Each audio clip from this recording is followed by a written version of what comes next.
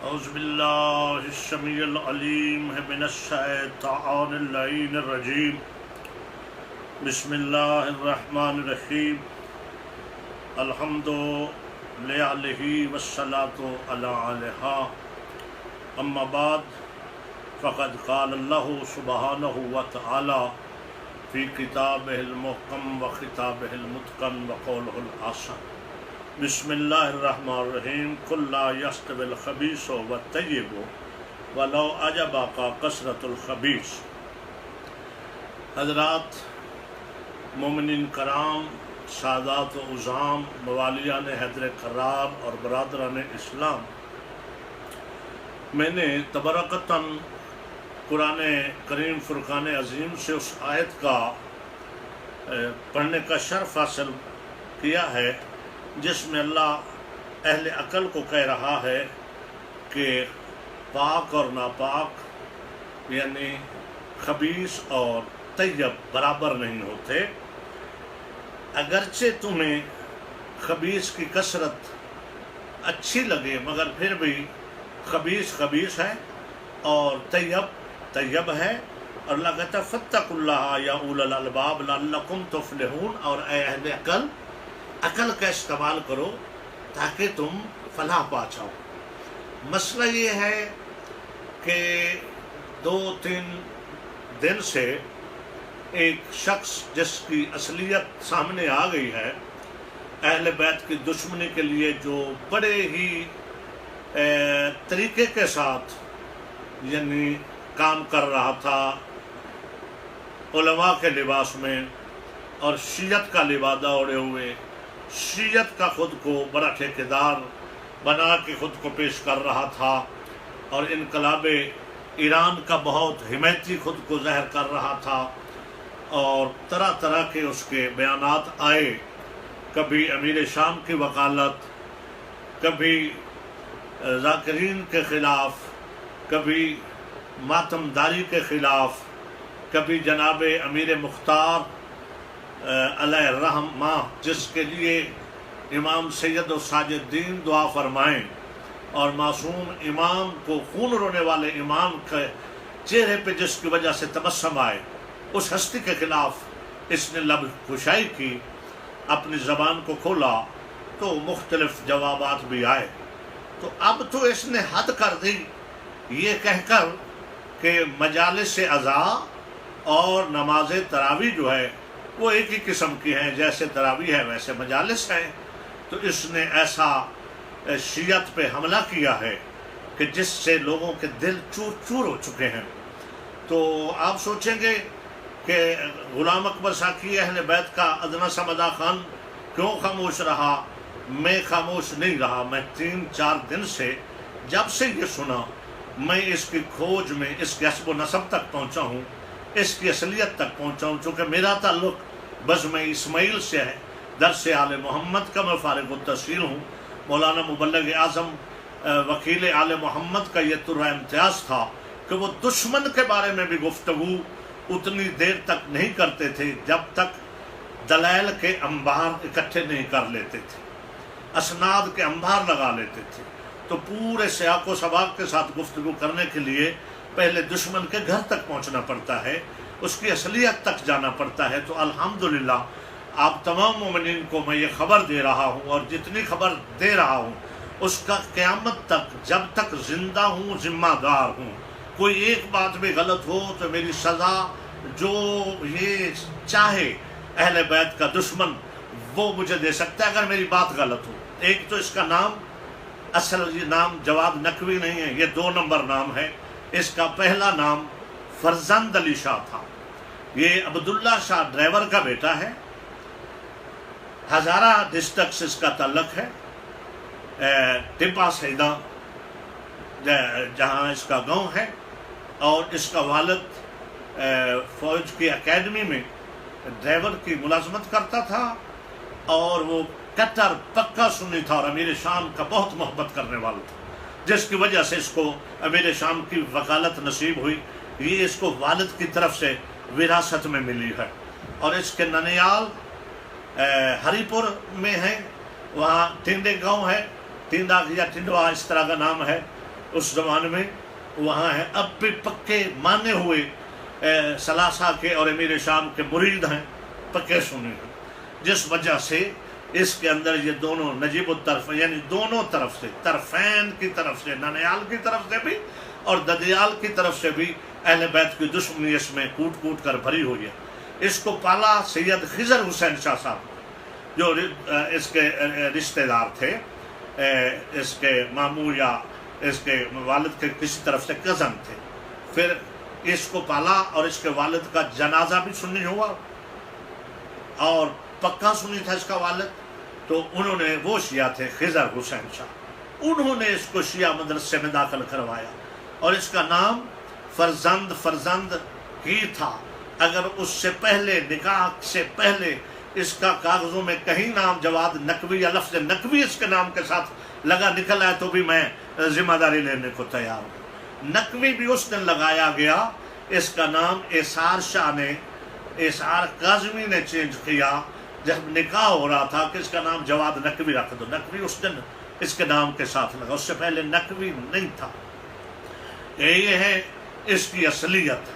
اب رہا مسئلہ کہ جو اس نے کہا ہے میں اس پہ بات کروں۔ دیکھیں، یہ اس نے اپنے جواب میں کہا کہ اہل سنت مجلس کو بدعت سمجھتے ہیں۔ اس وقت سے میں نے، چونکہ میرا تعلق بین المذاہب امن کمیٹی سے بہت دیرینہ تعلق، اب بھی میرا تمام مکاتب فکر کے مفتی لیول کے لوگوں سے رابطہ ہوتا ہے۔ ہر وقت میں نے اہل حدیثوں کے مفتی نصر اللہ عزیز سے لے کر پیر ابراہیم سیالوی تک تمام مکاتب فکر کے علماء سے پوچھا کہ کیا مجلس ہے امام حسین کو، اہل بیت کے ذکر کو آپ کیا سمجھتے ہیں؟ انہوں نے کہا جی ہم کون ہوتے سمجھنے والے، عبادت ہے، رسول اللہ نے فرمایا ذکر علی عبادت، حسنین کریمین کا ذکر رسول اللہ نے کیا اللہ کے حکم اور وحی کے مطابق۔ کبھی ان کی وہ سواری بن گئے، ہاں جی، وہ سوار ہو گئے حسنین، کبھی جمعے کا خطبہ چھوڑ کے انہوں نے مجلس پڑھی، کبھی کسا کی چادر اوڑھ کے مجلس پڑھی۔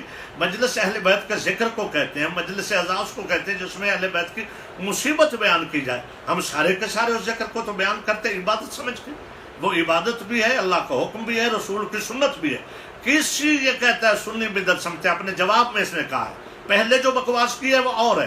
اب کہا جی میں نے کہا سنی یہ سمجھتے ہیں، کوئی سنی، کوئی اہل حدیث، کوئی دیوبندی ذکر اہل بیت کو بدعت نہیں سمجھتا، مجلس سے حسین کو بدعت اور غلط نہیں سمجھتا۔